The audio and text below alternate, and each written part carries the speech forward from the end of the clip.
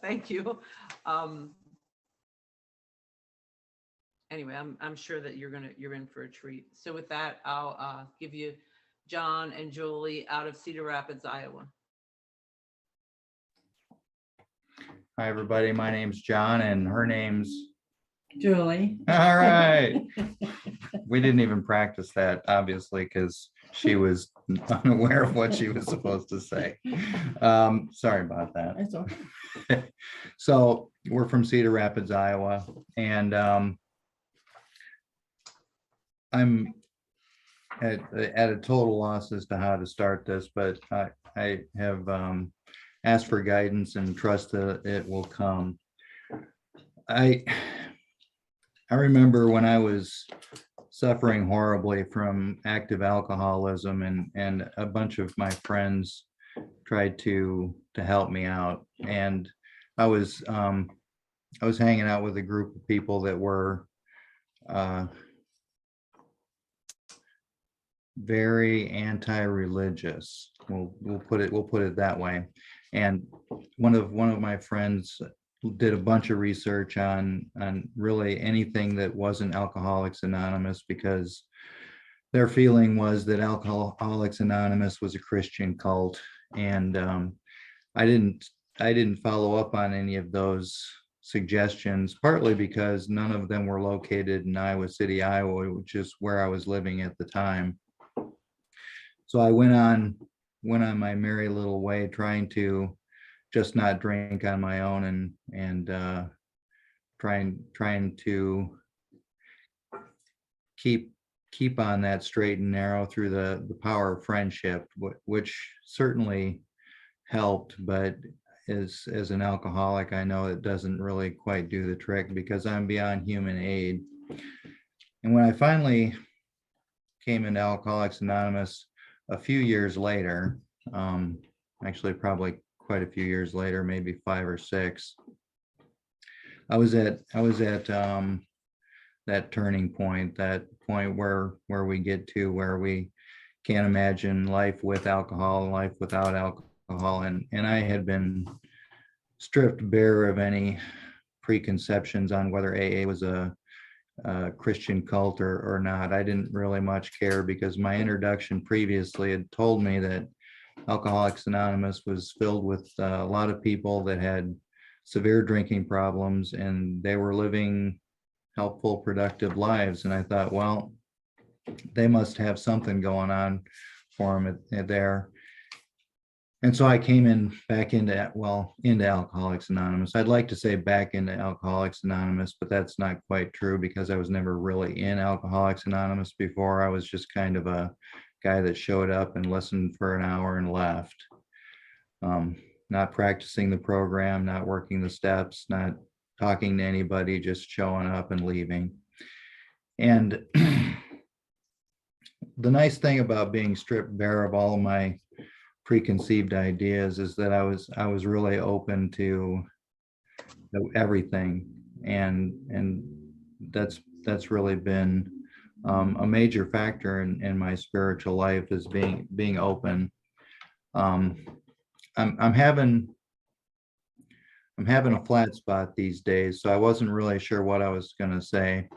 I run into these every so often, and what I do when I hit these periods is I just keep doing what I'm told to do and what I'm shown to do by people that continually stay sober and continually work the program.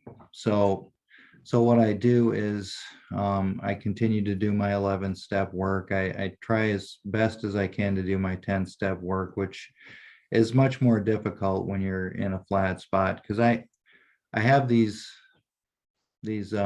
moments where I feel connected, and I realize that God is here, and God is in me, and God's in you, and all the universe is alive and well.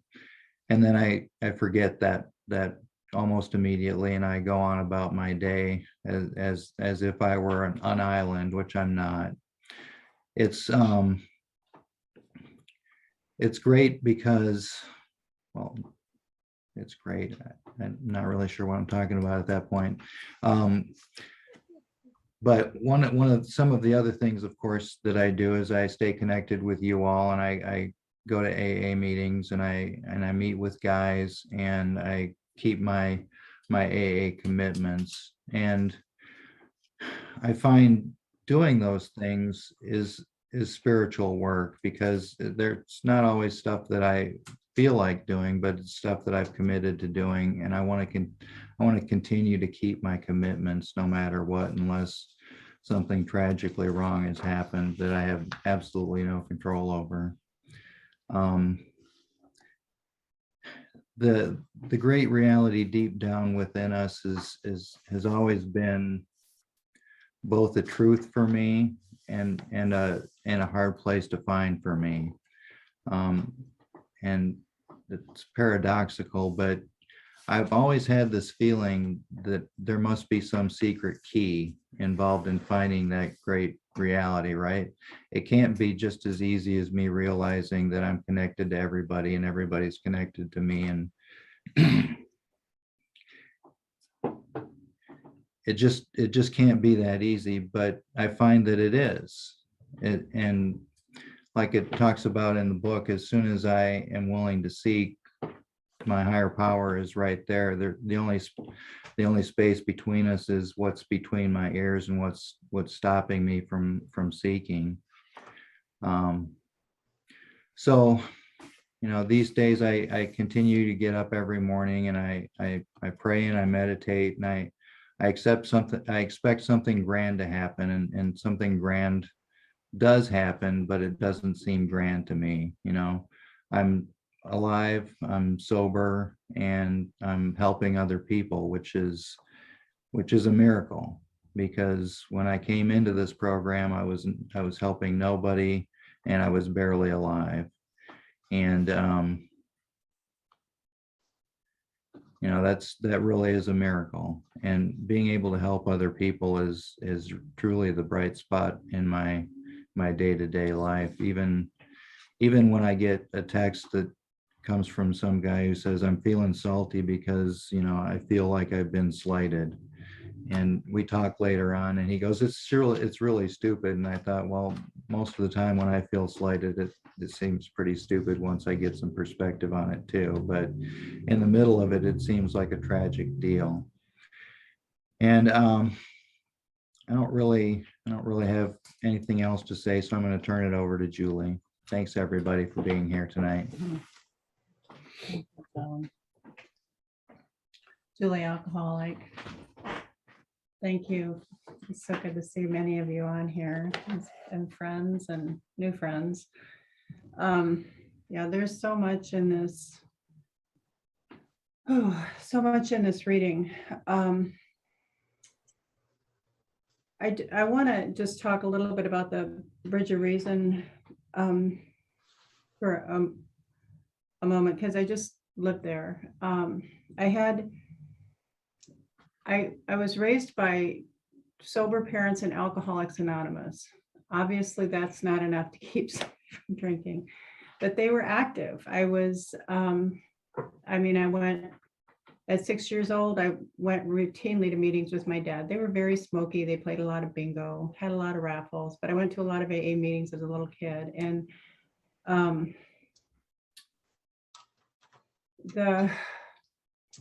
And so I had some idea that I probably wasn't going to be able to drink normally. So I didn't start off drinking. I started off with stuff you couldn't smell on your breath, because I lived with sober members of Alcoholics Anonymous. And well qualified, I showed up in the rooms of Alcoholics Anonymous as a member at 19, and to the best of my ability, did what you guys told me to do. And it wasn't the same AA I'm in now. Sponsorship was kind of somebody you got a sponsor to call when you're having a bad day. And I didn't really feel like I needed that, because my mom was in the program, and if I had a bad day, I'd call her. And you did steps by going to 12 and 12 meetings, but I think there's enough grace to go around that if I'm doing stuff to the best of my ability, right, and to the best that I know, I think God will cover in the gaps. That much I believe in. But at 29, I left my home group that I was GSR, went to every week, and the thought came, man, you overcorrected, right? That whole deal of you, this, I think you're fine. And everybody drinks like that when they're teenagers and drinks and drugs like that. And I think you can drink normally. And I immediately bought the lie. And the reason that I want to share that is because for the next 20 years, I would try to come back to you guys, but I could never get off that bridge of reason. I was firmly convinced that I was one of those that AA didn't work for. I knew AA worked. It seemed to work for everybody around the tables. And what I heard was, I don't know if it was what was said, but what I heard is, now that I'm sober, ain't it grand, I got a choice. And I didn't understand, because I thought, I'm not drinking right now, and all I want to do is drink. And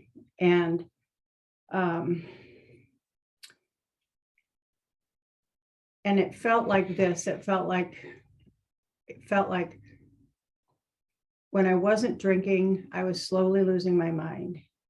Little by just like it was just like a screw getting turned. And I would finally drink because I had to.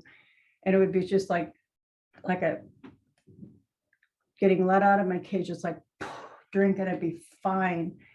And I'd harm everybody I'd care about, and everybody around me would start losing their minds, of course. And so I would stop. I would drink until I had to stop, type thing. And then I would start losing my mind again. And I wanted no relationship with any kind of God that would put somebody like me on the planet, where the only time that I was okay was when I was trashing the lives of everybody that was stupid enough to love me. I just thought, I don't know who this thing is out there, but I don't want any relationship with that. Because I thought, what does he think? Like, is this some kind of joke? Does God like make people like me for entertainment, or what the hell? And that's kind of, I could come in, people were right, friendly hands stretched out, welcome. Everybody was always so kind. And I loved the environment, and I wanted what you had, but I just could not see that I could get there. And I think that stepping ashore piece was this leap of faith. And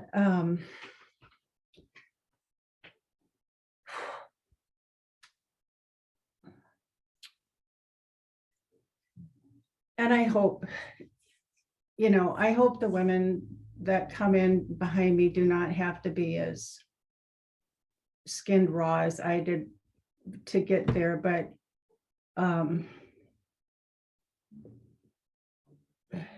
the process for me to make that leap of faith required that every shred of whatever I thought I had left had to be removed. And when I came back to you guys 12 years ago, I was not well. I was 30 pounds under what I am now. And if you know me, that's underweight. I was shitting blood and puking blood. I was not healthy.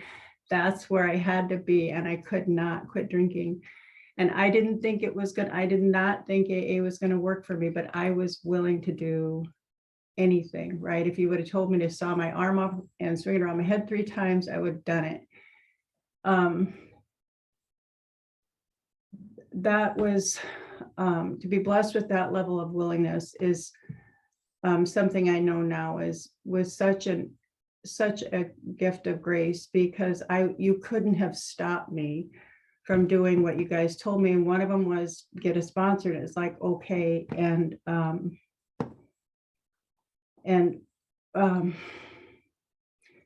I think that first leap of faith was, I'll do that, right? And I'll take that person's direction. That's that is still probably an act of faith that for me is on a day-to-day basis. I'm not directable is part of, I mean, asked on, is I will take direction from one person. That's it. That's done. The rest, you better not give me advice. I'm still there. But I was finally willing to have somebody take direction, and none of it made any sense. None of what AA tells me to do makes any sense. I don't know how doing this gets me here, but it was getting me there, and things were happening that made no sense.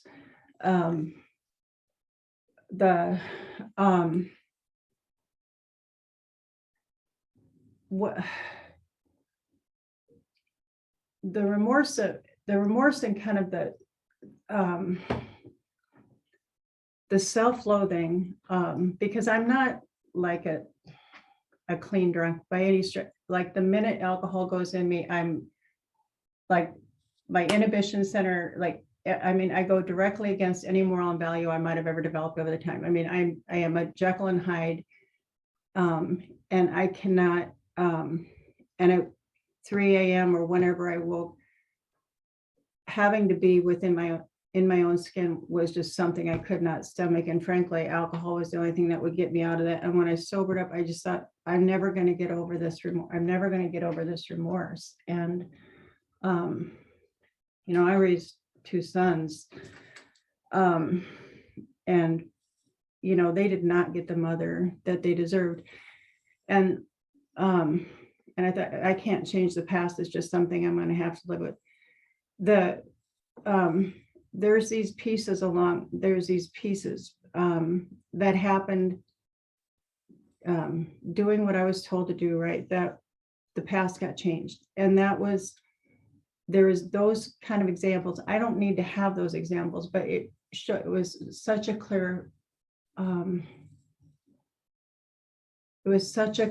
clear picture of there's something working in my life here that had never been present before, or I had never made the room available for it before.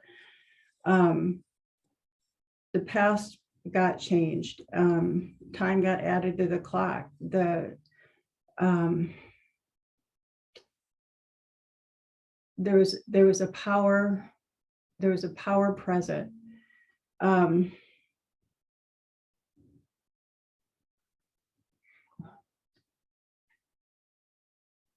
What occurred and what occurs over my sobriety, though, is I continue to do this work.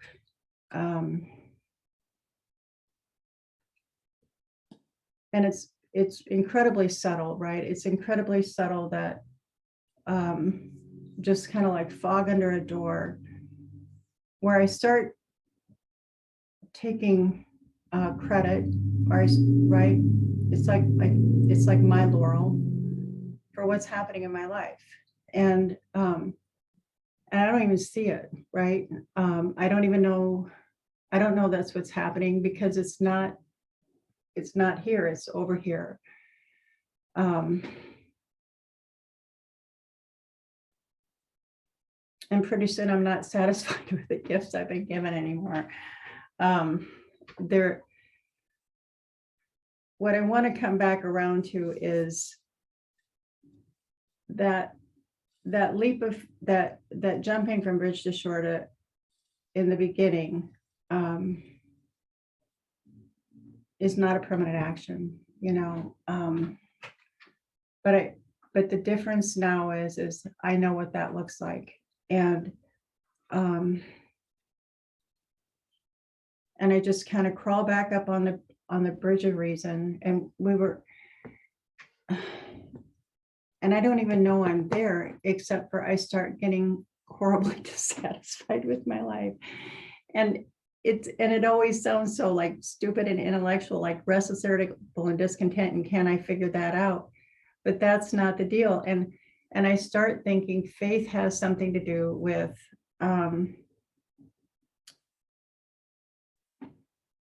with having faith that things are going to work out. And I think I shared this with Dawn, was my dad, who was my hero. And he died too young from just a medical complication. But the last thing he said to me was have faith, just those two words. And I looked at him and I said, I do have faith. I have faith that you're going to get well and come home. Right. And he just he gave me that look that he always gave me, like, oh, he always had this look like she's never going to get it. And and I didn't I still think I want to kind of come back around to that piece, because I will still fall victim to this idea that faith means if I check all the boxes and I work all my steps, right? And I do 10, 11, and 12, and I work with X number of people, and I'm doing my service work, living on all three sides of the triangle, check, check, check, then things will work out the way I want. That's where my faith is. And that's not faith, because there's no powerlessness in there. And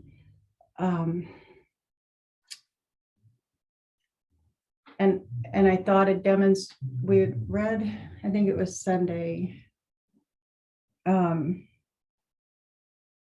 maybe it was last night, it doesn't matter. In Bill's story, he talks about faith without works is dead, right? And I've always read that as, the works is going to my meetings and having a home group and being of service and having sponsees and showing up for my commitments.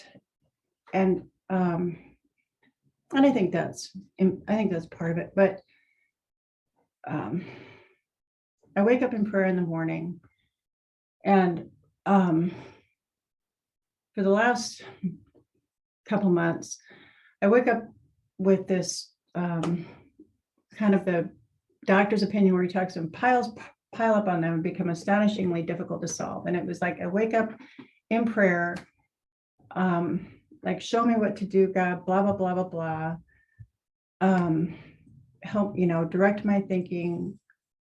And as I go out through the day, what I've completely missed is the works that God wants me to do is directly to what I think I'm buried under. I have financial security.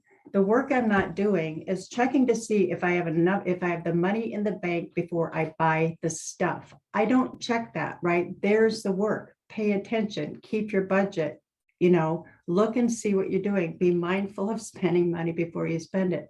Oh, that's the work God wants me to do. What I want God to do is just fix my financial stuff, right? Would you just fix it? And when it's not fixed, I'm kind of pissed at him, right? There's the kicker, but there's no work behind that faith. There's things that I need to do. Yes, I need to work with people, and yes, I need to do the service stuff, but there's other pieces to that as well. And I can take that down the line. And I don't think he's here. I have a son who is living with me, right? I don't have those conversations with him like, when are you going to get a job? Right? I can't just pray, God, please show me how to be of support. I am not following up with the simple things that I need to do and wondering why my problems pile up on me and become astonishingly difficult to solve. And I think I can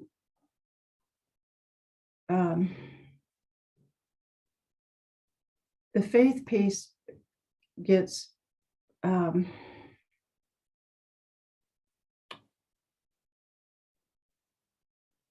lost my train of thought here. So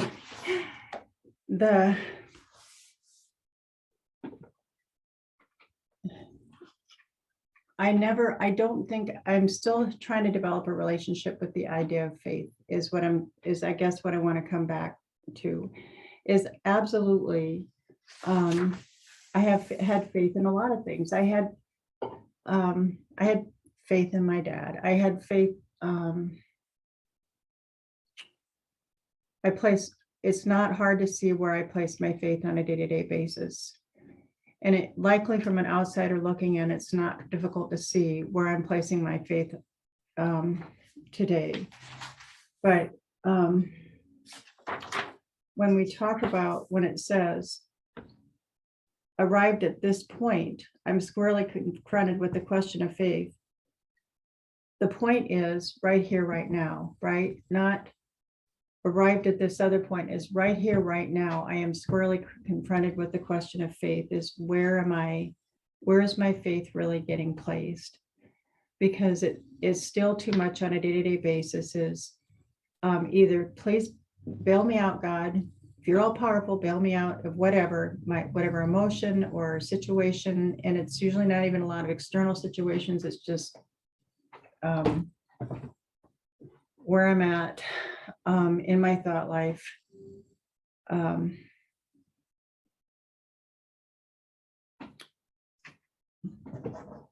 But my faith is still placed on capital R reason, right? I'm going to figure it out. And I so appreciate this reading and everybody in here. The other thing I wanted, just was interesting about this meeting too, is working with this kind of concept of God as a great reality has been the one that I have felt most grounded with, because I have an incredible amount of spirit or experience in living in the great non-reality, right? So I look back and I'm wondering how much of my life was ever spent in reality.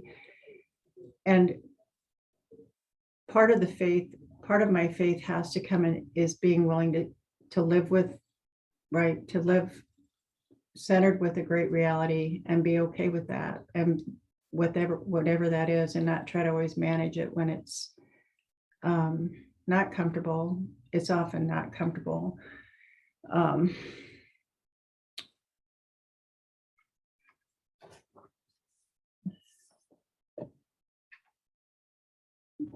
There is, I think I'm probably running out of things to say too, and I don't want to ramble.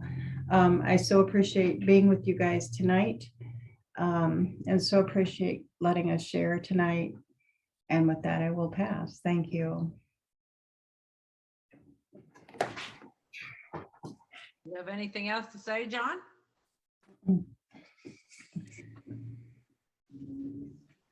No. Okay, well, that's great.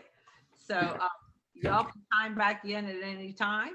We'll call on a couple people. It may spark some response. Keep in mind, this is a workshop. You can actually come back and forth. You don't have to say it all at once.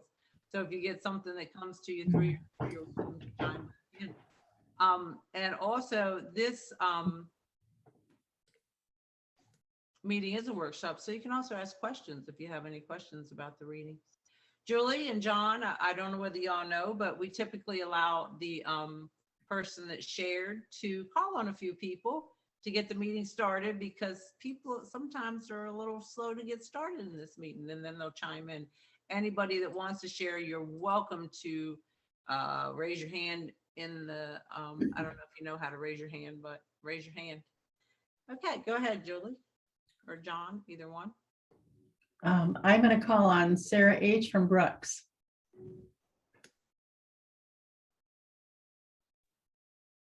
Hi, everyone. I'm Sarah, alcoholic. Wow, Julie. Wow, John.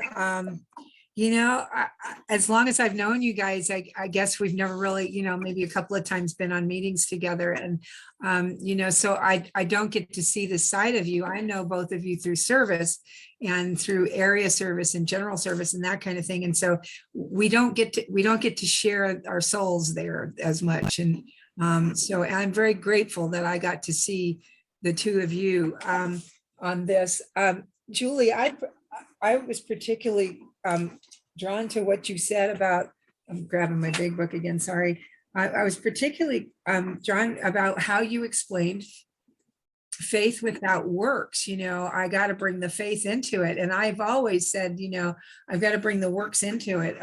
And I've always, understood that. I mean, in kind of an academic sense, maybe that, I can have all the faith in the world, but if I don't do the work, then nothing's going to happen, but the way you described it was that, I mean, I have to make an effort, more than just understanding that on a kind of on an academic plane.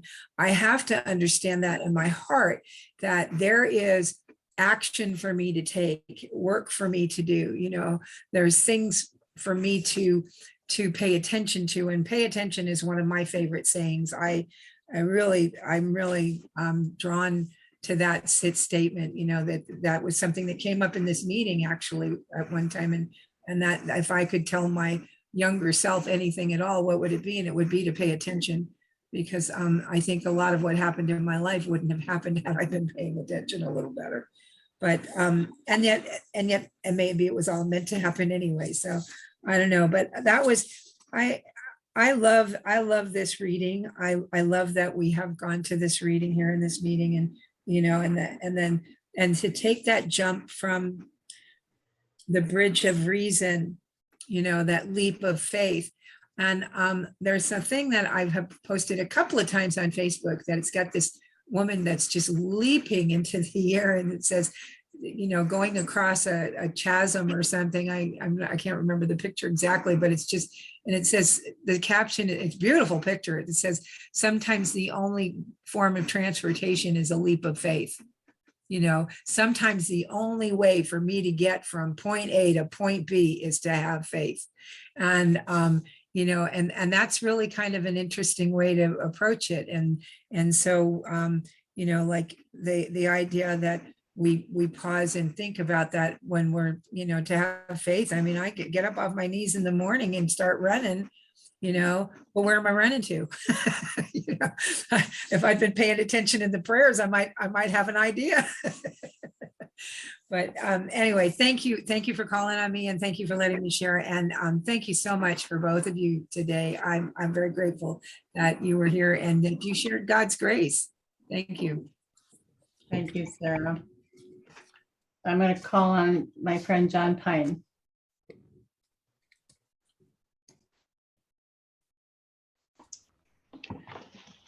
I love Alcoholics Anonymous. I got a friend I've yet to meet in 3 dimensions, but already know in 2 dimensions, 2 friends actually. Beautiful place we've got here. John Pine, alcoholic, member of the Speaking of Steps group in Richmond, Virginia, and always feel unqualified to share, on, the great reality within me, because I fought it for so long. For me, it's that conscience I always had, the conscience I wanted to kill. Leave me alone. Stop bothering me. It was kind of like my mother, who dragged me out of schoolyards and when I was 15 and 16, embarrassing the heck out of me, Why can't I just do what I want to do without this conscience always giving me grief? And it wasn't until, I didn't leap across from the bridge of reason to the shore. I was given the gift of being thrown, I think, ashore, because the last place on earth, and I mean the last place on earth I wanted to be, was in Alcoholics Anonymous.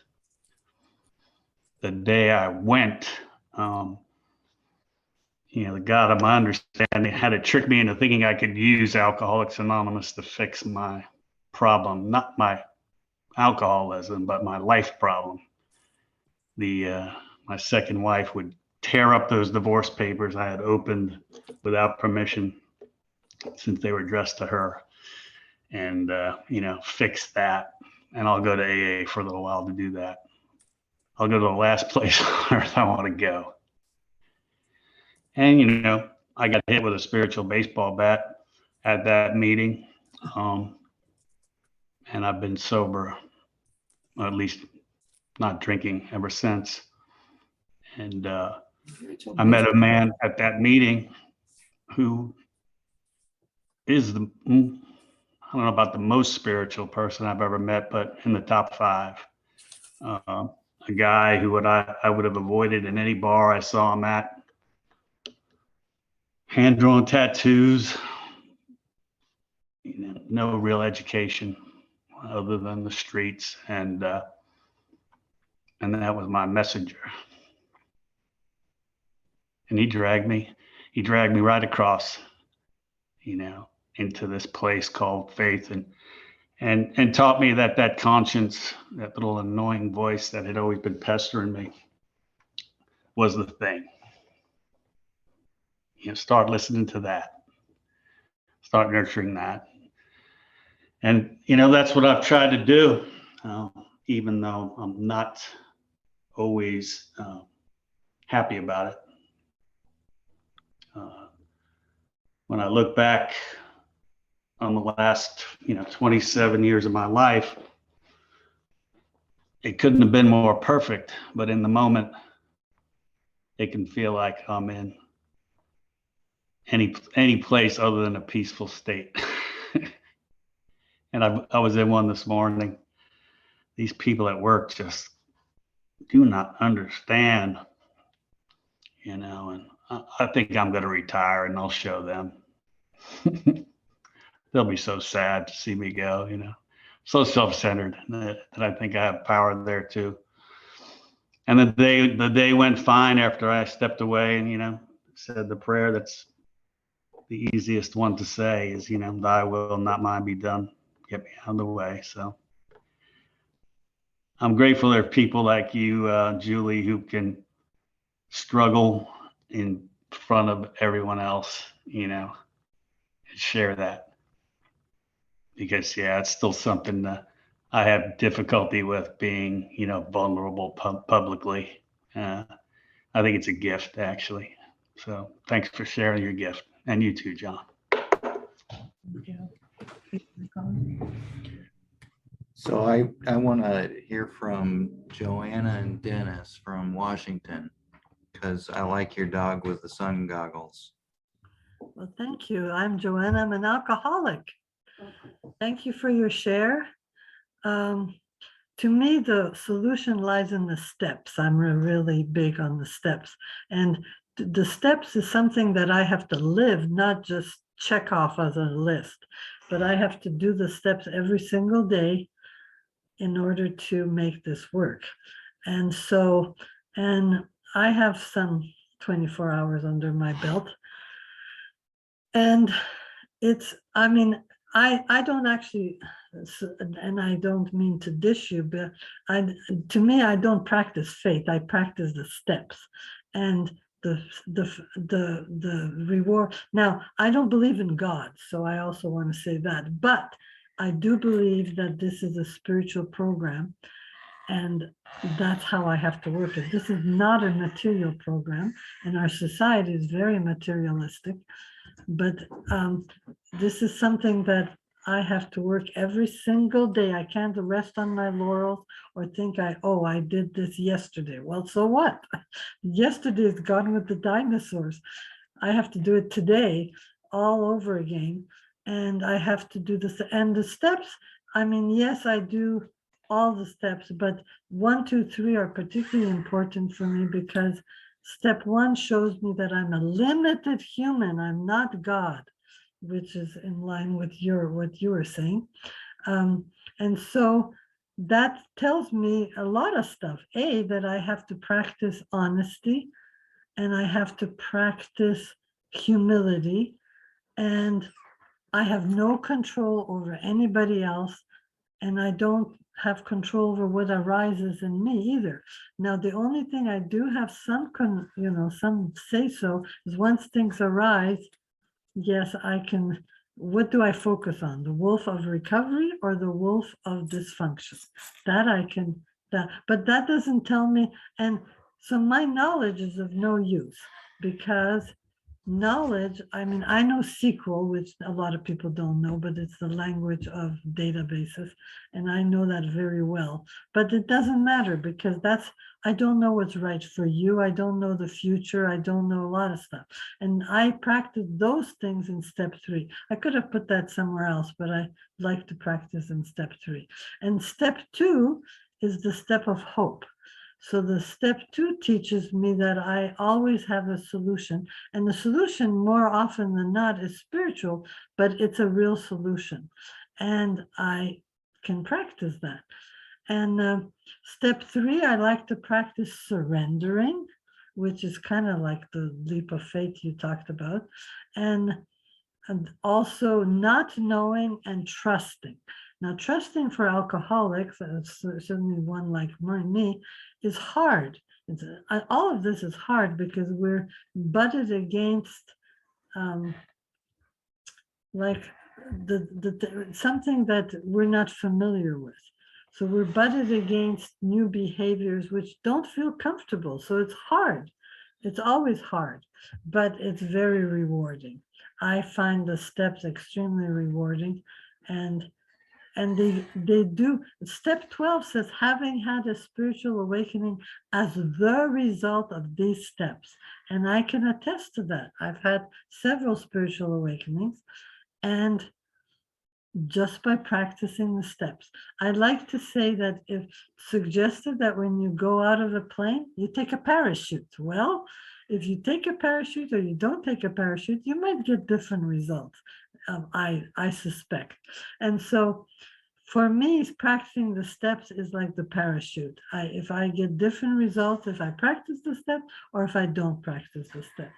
And that's all I can say. I don't really know a lot other things, but and it's okay, it's just, to me, it's just a question of language. You guys practice faith, and that's just a language thing. I practice something else, which is just a question of interpretation. I have a feeling that our programs are pretty similar. I pray every day, I do the steps, I work with others, I have a sponsor, I go to meetings, the stuff you guys do. But I interpreted it slightly differently. And so my sharing is slightly different because I interpret it differently. But, it's all just language, so it doesn't really matter. So anyways, and okay, I think Dennis wants to say something. My name is Dennis. I'm an alcoholic. Thank you for your share, John and Julie. I wasn't going to say this, but I see there's Iowa down there by your names. I may have spent a week one afternoon in a little place called Decorah or Cresco. One of those places, yeah. I think we used to race cars on one of the roads out there too, but that was a long time ago in a land far, far away. But yeah, as far as recovery goes, for me, it's all about where am I at with my program today? The spiritual stuff, I need a lot of help when I first came in. I didn't know who I was. I knew what I was before I knew who I was. I need a lot of guidance and direction. I had a good sponsor, got me plugged into service and the program early. If it wasn't for that, I think I would have got lost along the way. But I was very good at taking directions. The problem is, after a couple of years, there had to be a divergence between my sponsor's program and my program.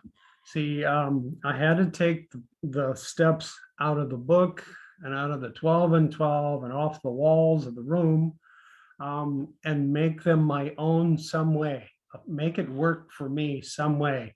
And even though I'm really grateful to the sponsors I've had 5 of them throughout the years, and 2 of them have passed, I still had to make that my own, internalize that in a way that would work for me. And what I found was different aspects of myself required a different level of depth to my working the program. At what level do I need to work to have full acceptance? What level do I have to be at to have that total honesty? At what level do I have to have that demonstration of compassion or concern for myself and another alcoholic? And as I go through the steps, and I try and go through all of them yearly, I go through 10 chapters, the 10 chapters in the book that go through all the steps, all the traditions, all the concepts. And I do believe in service. I'm an intergroup rep at the moment, and I have about 5 active sponsees, and that's in 3 different programs. So yeah, you could say I'm into service a little bit, but my sponsors taught me that. But for me, I need to realize that my program isn't just a spiritual program. It's grown beyond and matured beyond just a spiritual program to a physical, emotional, mental, legal, sexual, whatever, social aspects of that program too. And I have to look at where I am in those different areas in my inventories, my 10-step daily inventory, to determine the areas that I'm stronger at and need some improvement on. And that is a daily thing. So I like to stay green and growing. I don't like to get stuck in spiritual arrogance or complacency. And I just like to keep things green and moving. So thank you for asking me to share. And I'm glad you like our dog. Thank you. John Hinman, would you like to share tonight?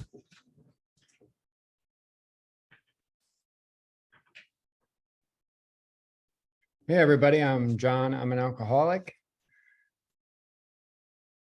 Sorry, I was a little late, not that anybody noticed, but my Zoom didn't seem to work, but I'm grateful to be here. It's been a few weeks and I am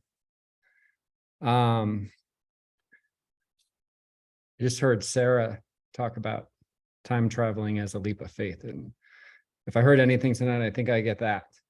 But I'm in a leap of faith mode in my life today. Lots of things have been changing. Like 30 years of my life seems to be wrapping itself up in a nice little bow and being handed to me to say goodbye to and start whatever this new life I have in front of me coming. Oddly enough, a lot of things are just things that I've been dealing with have just come to an end. And it's like time for the real John Hinman, whatever he looks like, to show up. At least that's what it seems like right now. But I'm not sure, but I'm just kind of listening tonight and getting back into the groove here. So thank you all for being here, and I'm going to pass. Thanks. We're going to give it back to you, Don. Okay, let me get back on the gallery view. And I am absolutely going to call on Sam. He hadn't been here. It's back in the fray. I love it. Welcome home, Sam.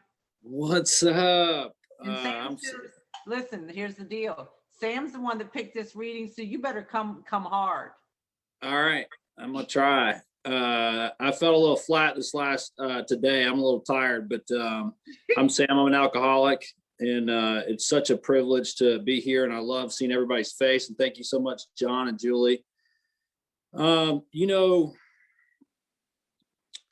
spent, if I'm rigorously honest with myself, I've spent probably a good 65 to 70% of my waking hours entertaining and being terrified by and being driven by bullshit that my mind made up about all kind of things, about money and people and God. I mean, like I have, what was this one person I said, I got 2 brain cells left. One of them's selling the bullshit and the other one's buying it, and I have a whole committee of, some people might say in the theater of the lie, these ego-based archetypes that, I've got the spiritual side of me and the sober side of me and this guy side of me and this guy side of me. And they will absolutely sit up there, and I will be distracted from the current present moment and the reality of anything that's going on by those opinions. I can go into an AA meeting and look around at people that I've never met, and my brain just goes, I don't like that guy. He's a dumbass. He's just trying to get attention, blah, blah, blah. I don't like that guy either. He's wearing a fanny pack. I'm not going to listen to anything that guy has to say. And I'll just go around the room and my mind will say all these things. And one of the things it says in relation to this is, because this says, had we not variously worshiped people, sentiment, things, money, and ourselves. Well, one of the things that my brain tells me is that those are the things that are important and that I need to tend to myself, right? Like I need to get with that. And when we talk about my sentiment, we're talking about my feelings about certain people, things, money, and myself. I mean, that's pretty much the playground that I live in. And I can be hijacked by all kinds of, I don't even mean to make it up. My brain just makes up some crazy stuff to be afraid of. I don't even mean to paint this picture or make up this story. Next thing you know, I'm just living in it, And one of the stories that every time I hear God brought up in AA meetings, one of the stories that this one part of my brain likes to say is, isn't that nice that these people need to make up that psychological crutch, just some, progressive, funny imaginary friend that some of these people need to get through their daily life. But I don't need that kind of psychological comfort. I've got everything I need right here, and it's just such crap. It's complete crap. So there's this line that said, yet we have been seeing another kind of flight, a spiritual liberation from this world. People who rose above problems. They said, God made these things possible. And we only smiled. We'd seen spiritual release, but like to tell ourselves it wasn't true. I don't know why there's an obstinate part of me, and I'm sober 22 years. And I know it's by the grace of a loving God. I believe in the great reality. It says he is as much a fact as we were. He's a fact. And it says, for faith in a power greater than ourselves and miraculous demonstrations of that power in human lives are facts as old as man himself. And then it talks about he was there. He was much a fact as we were.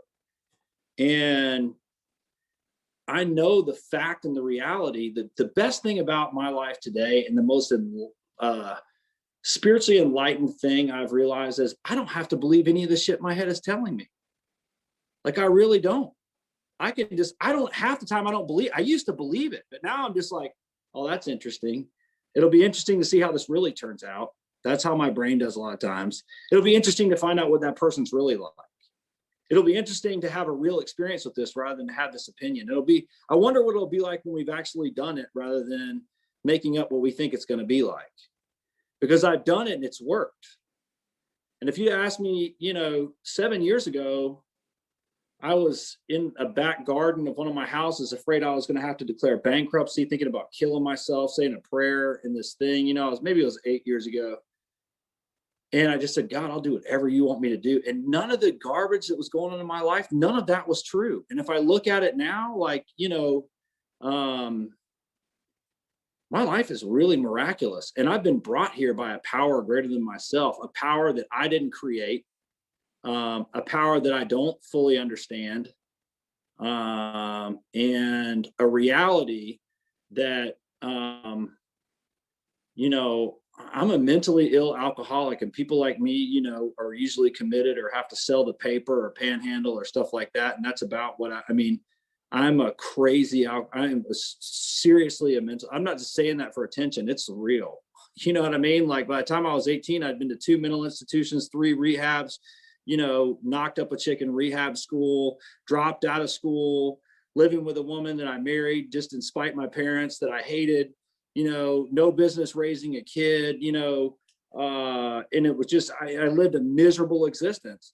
And that was all based on my own decision. And my brain told me that I don't have to believe in a God and that these people are weak. And I already knew everything there was to know about God anyway, because I had, eaten acid and done A Course in Miracles and, been prayed over in tongues in churches and, touched the TV and done all these wonderful things. And, I built sweat lodges and yada, yada, yada. I'm much more enlightened than any of these dumbasses anyway. And, that's great that it works for them, but I'm too smart for this.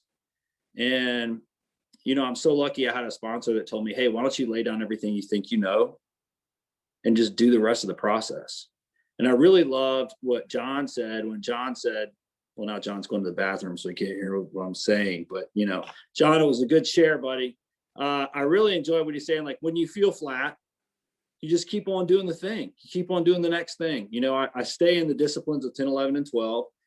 Somebody was asking me the other day, like, this guy was in town. He goes, what do you do when you feel disturbed? Are you able to compartmentalize disturbance? And I go, well, hell, the truth is, hell no, I'm not able to compartmentalize disturbance. If I'm disturbed about something, I have such a low tolerance to disturbance now because I try and deal with it so often that when I'm disturbed, it bleeds into every area of my life. If somebody's really pissed me off or I'm really afraid of something, we can be in a conversation and I am drifting right there. It's like a little dye. It's like a bit of green dye in a saltwater fish tank. You just put a couple drops and it'll change the whole thing. I don't have a good threshold for guilt. I don't have a good threshold for fear. I don't have a good threshold for resentment. If I have a secret, I feel like absolute crap about it. I live a life of pretty much a lot of peace and a lot of joy. And the funny thing is, like, when I went all in on this idea that God is either everything or else he's nothing, when I went all in on that idea that God is everything, doesn't matter whether I think it or not, I've already been trying Sam is everything. Let's try God is everything. You only got a couple chips left anyway. It's not like you're pushing in all in with a big fortune here. You know what I'm saying? Like, you've got enough to play one more round of poker and to lose at that. So it doesn't matter what the flop is. You just got to push in on something. So I'm pushing in on the God is everything because you know what? Therapy, medicine, people praying over me in tongues, acid, all that kind of stuff. None of that was able to clear out the spiritual malady in me. And when I went all in with that and did the rest of the steps, my life got better. When I do 10, 11, and 12, my life was good. I can't half-ass it though. Like I'm so crazy and so messed up that I say, the reason I can't handle disturbances because I do a pretty extreme amount of shit. I read the book with maybe one guy every other day or every other day. I do prayer and meditation every day. I don't skip it. I do evening review every night. I do all that stuff because if I don't, I can't tolerate living in my own brain. And as a result of doing those things, whether I believe they'll work or not, they work. It's just do it. Something about, people used to talk about Tom and Mary and all them used to always say, how do you spell God? R-I-S-K, push in, do it. Do something that your brain is telling you is foolish to do and it's not going to work. Who cares what it says? How many times has my brain been full of shit? About 1 million. Its batting average is not great. So anyway, one of the best things I ever heard, this lady said she stuck a sticky note on her mirror and it said, you're wrong. What if you're wrong? Like there's so much hope in that, because my brain was just so terrifying and violent, just thought up all kind of crazy stuff to torture me with so much of my life. And like 99% of it wasn't true. And it took up like 75% of my waking moments. And it just wasted such a part of my life that when I go back to the great reality that God is just as much of fact as we are, those are real words for me to consider. Anyway, thanks. Thanks, Sam. Does anybody else want to share? No, that's all right. I don't have any problem calling on people. How about Maggie? Oh, thanks, Dawn. Thanks. John and Julie, thank you so much for your share. And there was something that you said, Julie, and it was at the beginning of the reading today. And you said, arrived at this point. And you asked, like, what's that point? And when you talked about that, I really felt it like all the way down in my guts, like arrived at what point? This moment, like right here, right now. And I've never read that like that before. And it kind of gives me chills. On the next page or so where it says, let's see. We found the great reality deep down within us. I guess what I'm trying to say is, like, this part of the book and this great reality, over the last few years, I don't really have a strong concept of what a higher power is to me. You know, and when that started at about 8 years sober, because I'm 12 years sober now, like you, Julie, and when I was 8 years sober, my whole concept of God or what had gotten me through those first years in sobriety, it just all started melting. It was like wax. And it was really scary because I didn't know what to hold on to. And I'm really grateful that I had a sponsor that was able to really just gently tell me, you don't have to understand what God is to rely on God. And I really needed to hear that because it's really been a trip since then. Like nothing has come back together as far as like my own conception of God. Like I don't have one. But when I hear someone like you say just what you said about arrived at this point and like, well, what point and who's arriving? Like, where am I? Like, seriously, I asked that question, like, where, not just who am I, but where am I? Like, where do I think I am? You know, and Sam, when you were talking about like all the time in this crazy mind, you know, it's like, where do I think I am? Like, what? It's just insanity. And anyway, I'm so grateful that it doesn't matter what I believe. I don't know if I have faith or not. I really struggle with the words that kind of are attached to the religion that I was brought up in. And there's nothing the matter with that religion. Like I saw how much it worked for my mom and dad when, and my brother John is on here tonight. And when our dad was dying, the last night that he was alive, I watched my parents, like he had the oxygen mask on and I'm in the hospital room and they're saying the rosary that they said every day since the day they were married. And this was the last night. He died that night, like early in the morning. And I watched them saying this and I just started crying. And my dad looked at me and he called me by my childhood name. He said, Peggy, what is it? I said, I get it. Like I could see it work for them. I didn't know what it was, but it's like, oh, yeah, that works for you. It doesn't work for me. And sometimes I hear these words like in this particular part of the book where it's he and faith and things like that. And I still bristle. And I just have to be like, that's okay. So you're bristling, like just stay. Just stay. Like you said, John, like hitting those flat spots. It's like, I'm just going to stay.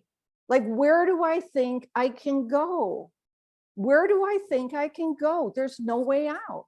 There's no way out.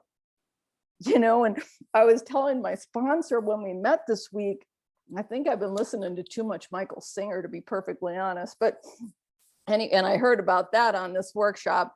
But in here it talks about, you know, like either God is everything or else he's nothing. And it's like, but even scientifically, there is no nothing. Nothing's full of so much. Like, again, like, no, there's nothing except everything. Like, oh my God, it's, you know what I'm saying? And so you would have to call on me, Dawn.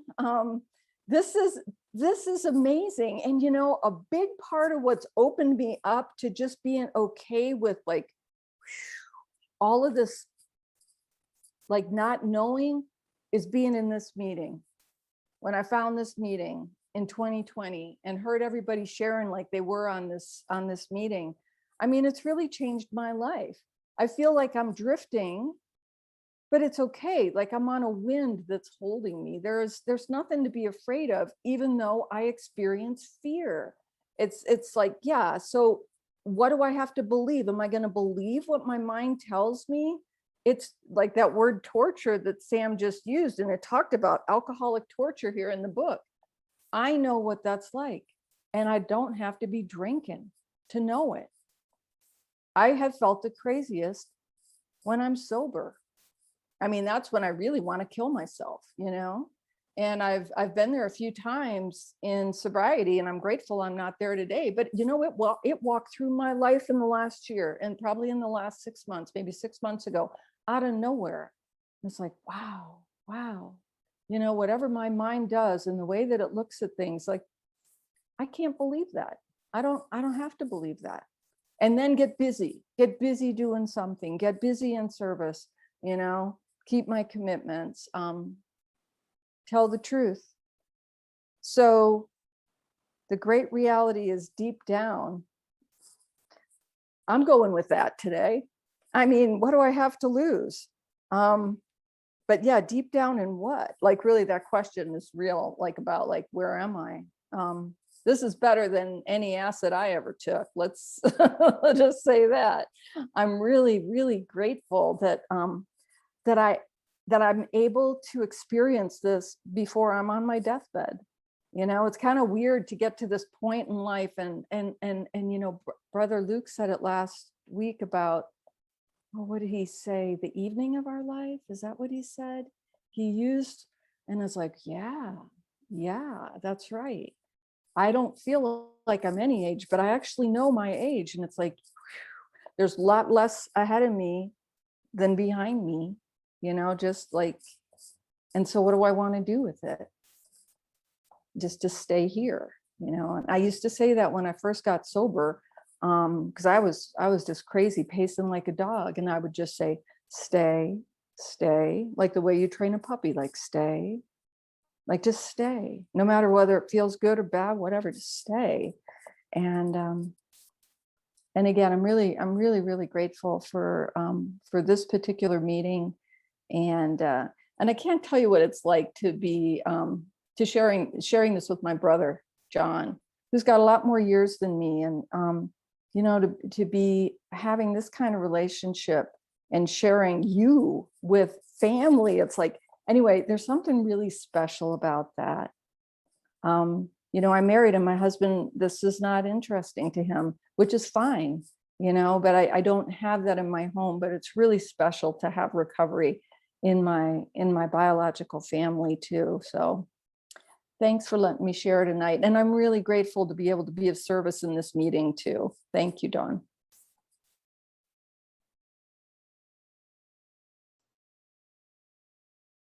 Irana?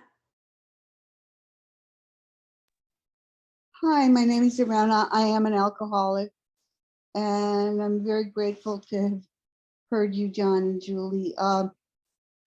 What really set off belts for me, Julie, when you talked about faith without works is dead, which to me always meant sponsees and service.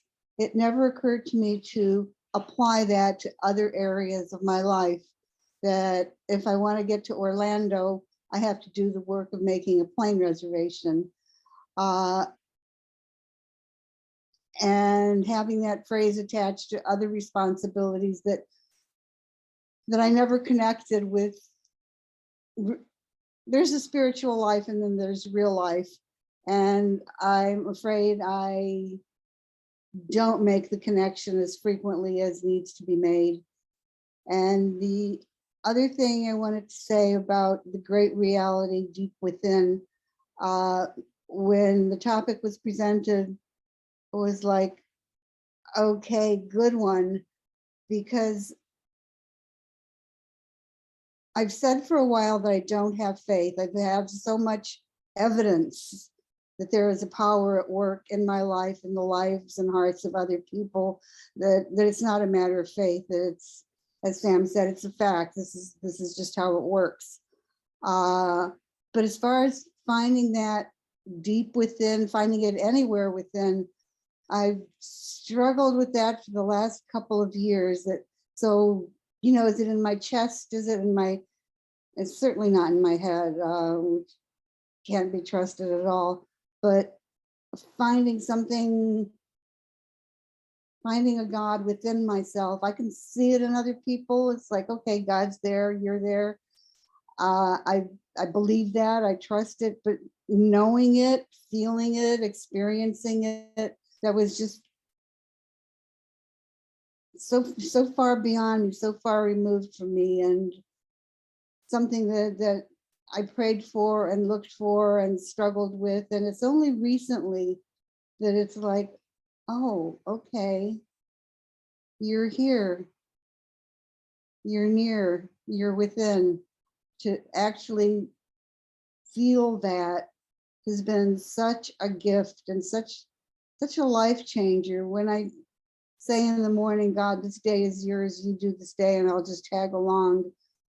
It's a whole different God than the one I used to pray to or talk about or think about.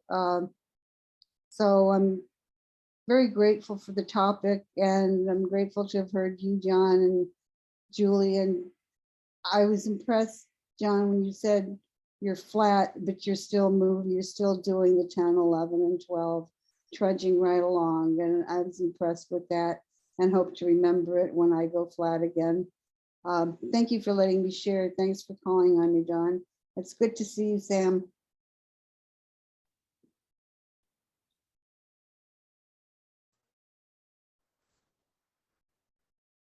Still nobody has their hand up. Well, there's a young man on here that I'm so happy to see here, and he should know he's getting called on, Adam.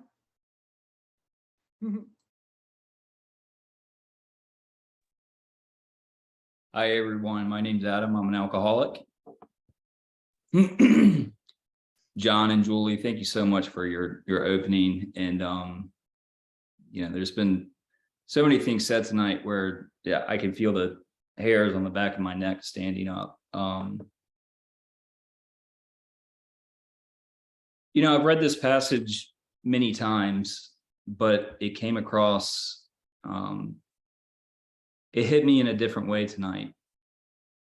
I've been going through some things in my life that have been very painful, and it's led me to become very self-reliant. And, when I become self-reliant, I become angry, I become depressed, I become lonely, I isolate. I don't hold up to my commitments. And, once I feel enough pain, I'll call my sponsor and he'll say things like, your untreated alcoholism is really working on you. What are you going to do about it? How many meetings have you gone to this week? And he'll share his experience,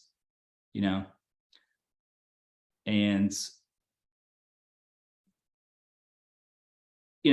once I've been through enough pain, for me, it's either I'm going to drink, or I'm going to do something stupid, or I'm going to take some other substance that I think is going to make me feel better or fix my problem. And, that's always led to me being institutionalized, put in jail, car wrecks, hurting other people. And I don't want to go back to that life. I've had a pretty good life, over the past, since 2016, since I stopped drinking. But my higher power is really, Sam, what you said, God is everything or he is nothing. And my higher power is, he'll let me go through a lot of pain until I'm ready to take some action and do something about it. And, call up another alcoholic, meet with an alcoholic and just, go through the book or chat and do service work, get involved in the corrections committee or, my commitments at the district level. And then all of a sudden, I'm outside of myself. I'm not thinking about myself all the time. And, suddenly my life gets better. And it's because I'm doing those things that my brain is telling me I don't want to do.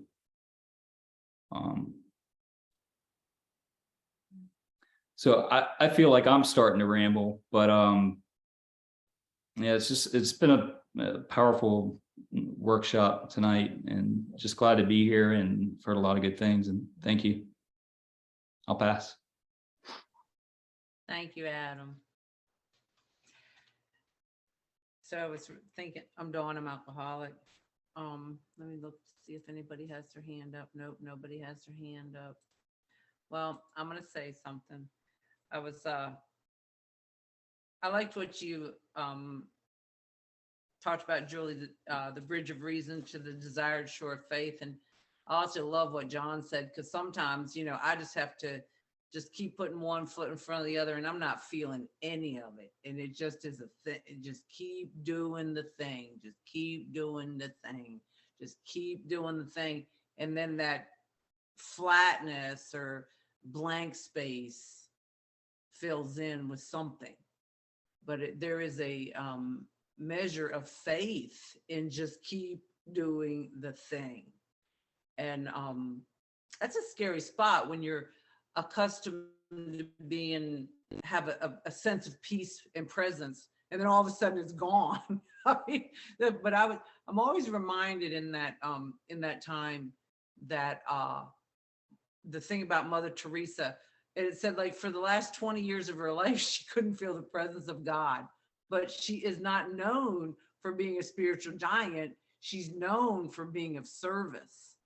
And that thing, so it really, I'm always thinking about her when I'm in that place. So thanks for that. I spent a lot of my recovery on the bridge of reason, thinking that if I do A, B, C, D is coming.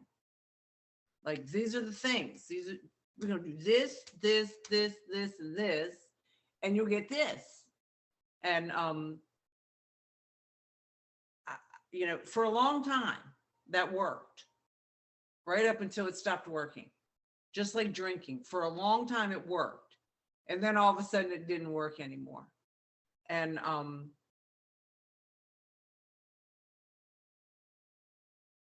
I, unfortunately, when I hit that spot where it didn't work anymore, I didn't leap into the desired shore of faith. I leaped right into circle back, try again, circle back, try again, circle back, try again, circle back, try again. That's what I leap to. I leap right back to, if I can just figure it out, if I can just figure it out. I was so bad that when I got to my current sponsor, she literally hit me on the head and said, stop thinking. Because I just was like, I got to get it right. I got to get it right. I got to get it right. If I don't get it right, I'm going to drink. And I knew it was true. If I don't get this right, I'm going to drink. I knew I was on that path, that I was falling off like a ski slope is what was going on. And I wasn't even had a chemical in me. But I think that, right here's the reason why. And it talks about the reason why I couldn't get off the bridge of reason. I had seen another kind of flight, a spiritual liberation of people in Alcoholics Anonymous who were getting better, who were rising above their problems. They said, God made these things possible, and I only smiled. Miss Cynical over here, I know better. I know they're not really that smart. And I'm like, Sam, sure that, these people aren't that smart. They are in AA, right? They ended up in AA. How smart could they be? So I had seen spiritual release, but I like to tell myself it wasn't true. And you ask yourself, the fact that I was, circling back. I was like, the plane that just keeps flying around the airport and never lands. And why would I do that? And the reason I would do that is because I want what I want. And if I let go, I might not get what I want. So I'm like, nope, not giving that. I'm keeping what I got. I don't care how yucky it is. And that thought pattern kept me, last week, some Brother Luke brought up the 4 horsemen. And I went, yeah. And that can happen to me sober. I don't know about y'all, but these guys show up and they are really, racking me. And the thing that you said, John, that really, really stung or said, yep, this is true. The only space between me and God is the space between my ears. And so I no longer feel like, I only like to tell myself it isn't true. I'm not there anymore. I like to tell myself it's true. And then I go, but why can't I get it anymore? Like, what's wrong that's making it so that there is a God within me and I know that there is a inner guidance system. That's the way I think of it, is I have an inner guidance system. But why can I not access it? And it is often because of the stuff that's going on in my head. It's like there's like 5 people that live inside of me, and they're all chattering at the same time. And, it's incredible the things that are going on inside my brain. I think there's like an official disorder of some nature that's happening to me all the time. I don't need to be diagnosed, but I'll guarantee you the DSM's got something on me. And like, there's this chatter that's going on. And the only way that I can access the God that I am certain is a part of my makeup is to see these chatterboxes and go, she's crazy. I see her. I've actually given some of them names. I'm okay with that. Y'all can think I'm nuts as hell, but it works. Like, so that I don't identify with the problem that's happening in my head. So I always have some distance between me and the problems that are going on. And I look at them and I go, crazy. Not going to listen to her today. I don't say, the thing, the thing that's on the mirrors to me says, you're not only wrong, she's nuts. Like, we don't want to listen to her guidance. So when I'm able to do that, it's really impressive how when I choose to not listen to that thing, and by the way, I have a choice. If I can hear it, and I'll bet y'all check your brain right now, you can hear one talking somewhere in the background. They're yammering about something. So if I choose to like say, I'm not going to listen to you, I'm not going to listen. Nope. It's funny how it just fizzles out. It goes quiet. Like, well, if we can't get her attention, why waste our time? And I say all this, and I'll nearly the end of the meeting, but there's a book called Unpopular Studies in the Last 3 Steps. If you want to find out why you can't get in touch with the great reality deep down inside, read that book. It'll wake you up. Bang. The only thing is, it's pretty unpopular. Nobody wants to hear this. I mean, it's bad. Don't do this if you want to justify everything you're up to, because you won't be able to get anything you want anymore without a conscience. Anyway, Julie and John, I'm gonna ask you to say something to close this meeting. Now, I mean, yeah, let me see if anybody's got their hand up. No hands up. What you got? One last little blurb. You have one last little blurb, John. Is a word? Because that's one of my favorites. Mhm. This has been a really good experience. I was not looking forward to it, to be quite honest, because I didn't think I had a thing for you guys. But it's been a really good experience, and really appreciate everybody hanging around and chatting some. Thanks, everybody. Thank you. Yes, and thank you everybody for being so welcoming, and I appreciate